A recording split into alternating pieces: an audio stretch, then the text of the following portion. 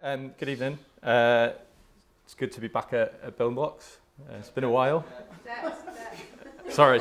I'm on brand, I'm on that brand, but and see some friendly faces in the room today.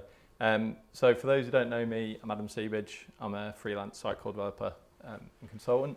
And today I'm going to talk about JSS, or Sitecore JavaScript services. So I first heard about JSS at SubCon and saw a demo of it, and it looked really cool. I wasn't sure how much of it was kind of smoke and mirrors, so I was really keen to get hands on it and have a play with it. So when I found out it was actually out on Twitter, I got onto Google JSS, and this came up, an episode of The Walking Dead, a quite weird one actually. It's quite gory. So it wasn't really what I was looking for, but if you haven't seen it, there's a girl called Enid. She gets locked in a car, has to watch her grandparents get eaten, and then she ends up wandering around the forest, escapes, and constantly goes around writing the words JSS on the window of a car, in the dirt, and then eventually she finds some turtles and eats them and writes it in the turtle bones. Told you it was a bit weird. Anyway, at the end of the episode, she leaves a note saying, "Just survive somehow," which I guess is where JSS comes from. Anyway, I digress. I eventually found the JSS docs, but since The Walking Dead's pretty cool, I thought it'd make a good theme for today. Thank God you haven't coded for this. Say again? I'm saying thank God you haven't coded for the... No. So when I found out what JSS was about, I got into it and started playing around with the SDK. It was Technical Preview 1 initially. So what is JSS? So it's a complete SDK for JavaScript developers. It's OS independent, platform independent, supports the major kind of JavaScript frameworks. So React, Angular, Angular 5 now. And then in Tech Preview 2, React Native support came out and Vue support in Tech Preview 3. Apparently Vue's the best thing since sliced bread if you're a front-end developer, I don't know, but pretty good to see that in there as well. And in JSS, Sitecore uses a headless CMS, so the layout service provides the Sitecore item details as JSON, and there's a content service as well that provides the actual item information. You get full support for Experience Editor for all the kind of marketing automation features, personalization, A/B testing, etc. So you don't lose anything; it will work. Your JSS app pages are rendered server-side, so it's still supported with Experience Editor, just like any other Sitecore page. So that's quite impressive. And then the best thing about JSS, I think, is that you can actually build apps completely disconnected from Sitecore. So I've worked with a few front-end developers that aren't particularly keen on installing Sitecore on the machine. They don't really care about Visual Studio. They're not interested in that. And they'll probably really like the idea of being able to just build the JSS app, build it on their machine, and then at a later date hand it to a Sitecore developer. So as it says there, eventually you can then deploy it into Sitecore at a later date. So we'll talk a bit more about that later. So quick bit on the JSS team and Tech Preview. So Team X at Sitecore are the guys that build this. There's some really clever guys in that team, including Cam Figgy, who built Unicorn. If you've used that, I'm sure a few of you have. So they really know what they're doing. Very kind of impressive stuff. So it's in Tech Preview 3 at the moment, and it's not released at the same time as Sitecore. They've done 3 releases in the last 5 months, I think. In fact, while I was prepping for this demo for the original date, they released another version of JSS, so I had to rework a load of my slides. So that's good. It comes out a lot sooner than Sitecore does. It isn't, well, little word of caution here that was from the JSS website. So it's not technically supported for upgrades between versions or for technical support, Sitecore support, etc. However, that shouldn't really stop you, at least experimenting with it or thinking about using it for future projects, because the community is really good out there. And also the JSS team have been great on kind of Slack and Twitter and stuff and helping me out with any questions I had. So yeah, by all means, start having a look at it. So this diagram shows a little bit about how it works. So on the left-hand side there is basically Sitecore providing your item details as JSON, and then that is passed to the Node.js view engine, and then that takes the data from Sitecore, combines it with your JavaScript bundle, and then renders out HTML to the browser. And then this diagram gives you a bit of an overview of kind of how the whole thing hangs together. So bottom left-hand corner is your JSS app. It uses Sitecore ship to push the actual, like a manifest file and your actual components into Sitecore with the import service, which then creates items in Sitecore that represent your app. And then you have the various different services like the layout service, content service, and dictionary service that run under the Node JS view engine and server, and that all comes together to produce your app here. The JSS team provide a bunch of sample apps, which you can see here on GitHub. So we're going to use one of these, the app today in the demo to demonstrate how this works. And these are designed to kind of get you up and running quickly with JSS. Obviously, you don't have to do that. You can build one from the ground up, but there's some pretty good examples here to get started with. And originally in Tech Preview 1, you had to download this, like the source first locally, and then run npm on these packages. But now the JSS tooling actually supports being able to just install it from the command line directly, and it pulls all the content down from GitHub. Sorry, slow down.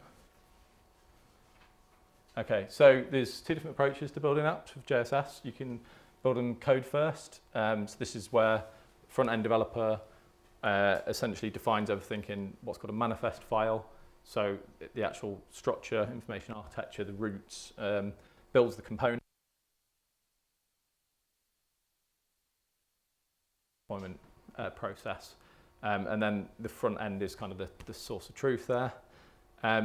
In this scenario, you can actually switch and move to Sitecore first at a later date if you want, which is pretty good. Whereas if you use the Sitecore first approach, you can't do Sitecore first and then switch back to code first. So that's something to bear in mind. So code first is really good for like smaller projects, little web apps, microsites, or if it's like a front end led project.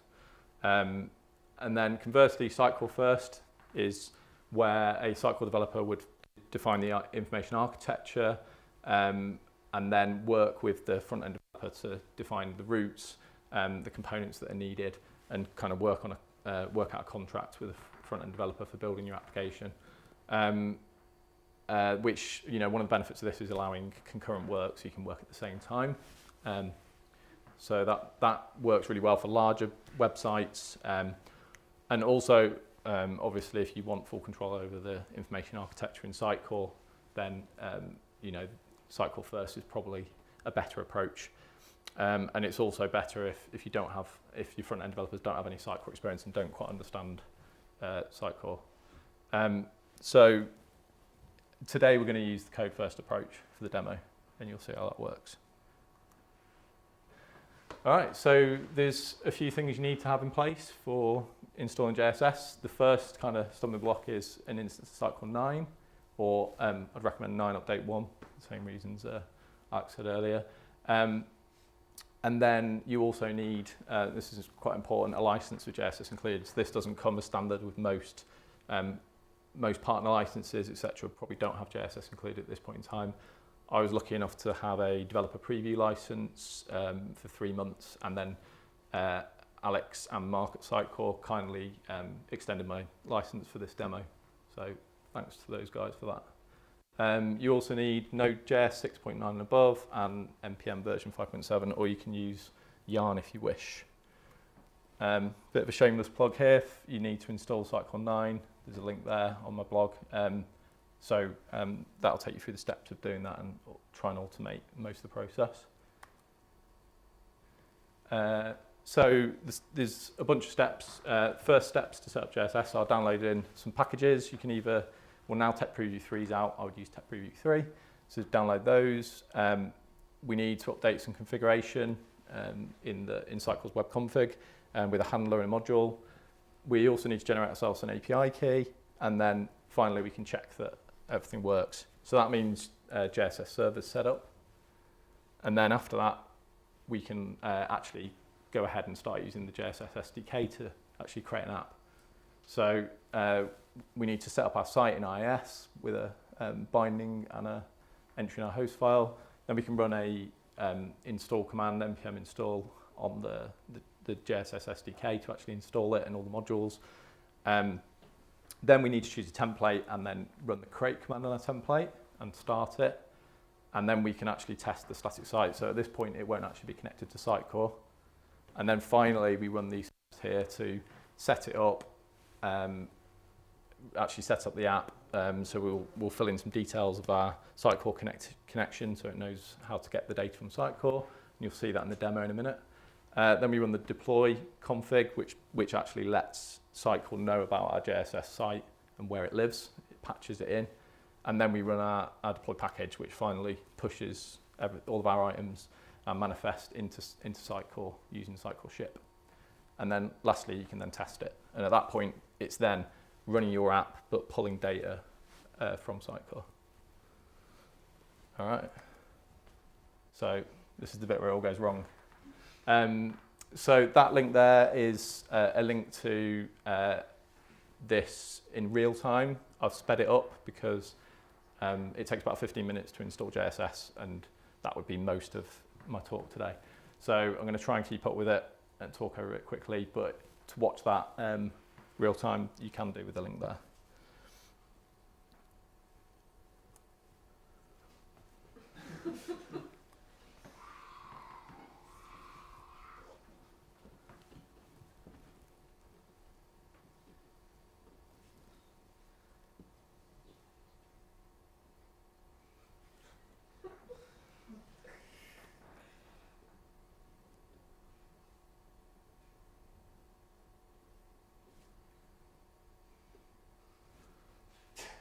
All right, so I'm first checking that I've got a license and Sitecore set up here, and then I'm going to go and download the packages. So I recorded this with Tech Preview 2, but the same, the links on the previous slide of Tech Preview 3. And then you just install those packages like any other Sitecore package. If only installing packages was this quick in the real world. So the first package is JSS Server, and that it provides things like the layout service and content service. The other one is the infrastructure package for Sitecore ship. So now we're going to add our handler for the media handler and also a module for Sitecore ship. All right, so then the next step is to actually go and create our API key. So we're going to switch to the core database, and then there's some recommendations, best practices around how you create your API key for security here. It doesn't actually matter what you call it, but you do need to make sure you've got the right user. So extranet anonymous is the preferred user. And then that allowed controller will filter out controllers if you want, but star just means all controllers. And then we can now test it. So we've grabbed our API key there, and we're hitting the content service there, and it's returning JSON. So that means our JSS server is up and running. So we can move on to the next bit now. So we are now going to add a binding and an IS and a host entry. So I've called it myapp.dev. That's the name of my app. And then we can actually install JSS. So I've created a folder here. It can be, doesn't matter where it lives, and I've run that JSS, the npm install command on the JSS library there, and that's installed all the modules and everything we need, and we're just checking it worked. That help command tells us it worked. And we're now running the create command. So this is going to actually build the app, and we're calling it my app, and we're using the basic sample app from the GitHub repo that I showed you before. And that's pulled everything down. That means that all worked. and then we can then check that that works by running JSS start, and that's running it disconnected. So this looks like the homepage of Sitecore, but it's actually our app. So that sample app is basically a representation of the Sitecore homepage. All right, so now it's asking, we're running the setup command, and it's asking for our folder, it's asking for our URL, and it's asking for our API key. So there's 3 things there that we put in. And we now are setting some permissions on the folder in Sitecore so that it can copy everything over, copy the config over into Sitecore when we run this deploy command. So what this does is it copies the config from our JSS app into Sitecore. So that's why we need to set permissions up. And then, lastly, we can deploy the package. So this is now actually taking all of our app, the manifest information, the components, and then uploading it into Sitecore and creating our app within Sitecore. And it says there that the package completed. So that means it worked. So we should have a working JSS app. All right. So this is the point we're going to switch to like a real-time demo and just show you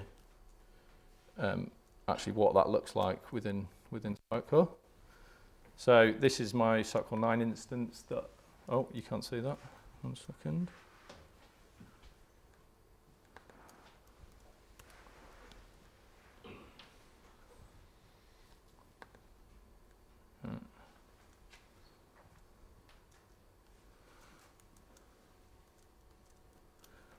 You can see that now. Okay, so this is my Sitecore 9 instance that I installed in the demo video, and you can see here that it's deployed my app.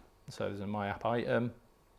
There's a home item with my components. So this isn't a proper componentized page in terms of how you build things normally in Sitecore, but it kind of demonstrates, you know, there's fields, there's content in here that is being consumed by my JSS app.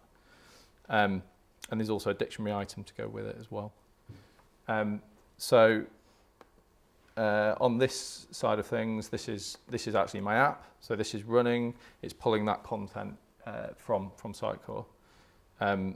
So this is actually a React web app connected to Sitecore now. And I can update this. So I could do it through Content Editor, but I'll show you it through Experience Editor. So it's got full Experience Editor support, as we talked about earlier. Oh, helps if you click on the right item. 1 second. So I need my home item. So it's opening that in Experience Editor, and then I can update any of the text on here, just like any other Sitecore page.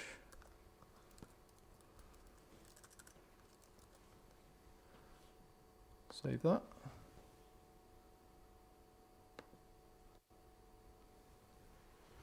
And then I can publish it as well.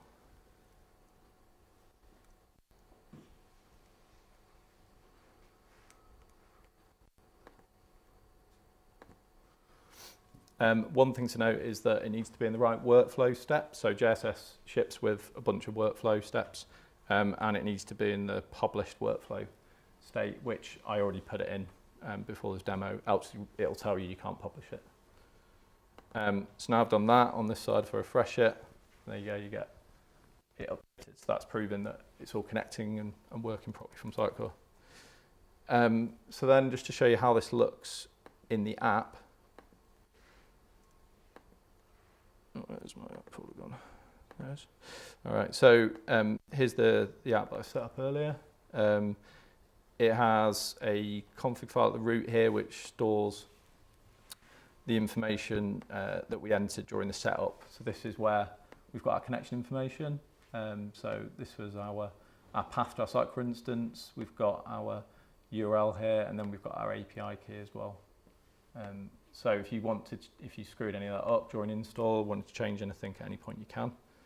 And then in the Sitecore folder here, this is where everything lives that gets deployed into Sitecore. So it essentially is kind of JSON representations of our application structure. So the manifest file is the key one that I'll show you. And this one contains things like the root data, the templates, the actual renderings, different items and the fields and so on. So this is how, when it runs an import, it knows to knows what to push into Sitecore. And you've got other definition files in here for your actual components. There's our welcome component, for example. And then the other folder in here that's important is the source folder. And this is like any kind of React app as kind of an entry point. And then within there, you've got your components. So if you're familiar with React, I've only ever built one React app, so I'm definitely not an expert. This kind of should look familiar to you with how a component looks, and it's pulling content from Sitecore into our component. So it's, it's not super complicated. It looks complicated when you kind of install it all. There's quite a lot of steps, but actually when you break it down, you start actually digging into it. It shouldn't be too difficult to take something like that and then build your own custom app. All right, just going back to the slides, one sec.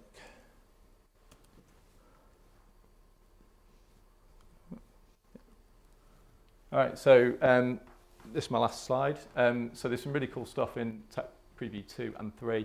And one of the things that's really quite interesting is this on the top here. So I was talking to, I think, Jordan about this earlier.